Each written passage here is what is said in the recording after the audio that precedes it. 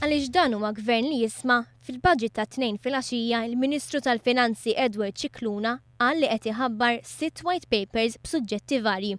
Il-Gvern ser jagħmel white paper biex jikkonsulta fuq il-mediċini out of stock u l-ispiżjar tal-għazla tiegħek, white paper fuq il-child care centers b'xejn, waħda fuq il-ħinijiet tal-ftuħ tal-ħwienet, oħra fuq it-trattament xieraq tal-annimali, waħda fuq ir-regolazzjoni u beħ ta' prodotti u food supplements u l-oħra biex tiġi riformata is-sistema tal-Gwardjani Lokali.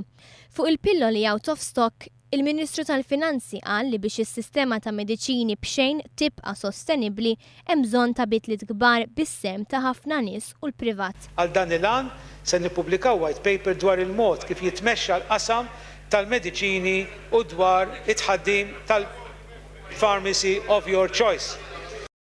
Dwar il-ħinijiet tal-ftuħ tal-ħwienet, Edward Scicluna qal li permezz ta' white paper il-Gvern ser jeżamina l-possibilità li l-ħinijiet tal-ftuħ jiġu estiżi u jidħlu l-ħwienet ta' matul il-lejl. Għalhekk, il-Gvern sa jniedi proċess ta' konsultazzjoni permezz ta' white paper fejn l-stakeholders kollha se jkunu jistgħu jagħtu fehmithom dwar sabiex il-Gvern ikun jista' jiddeċiedi bl-aħjar mod.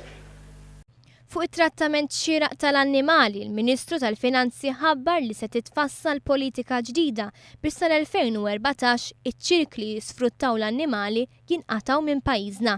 Ser jiġi revedut ukoll il-Food and Nutrition Policy u tiġi riformata s-sistema tal-Gwardjani Lokali.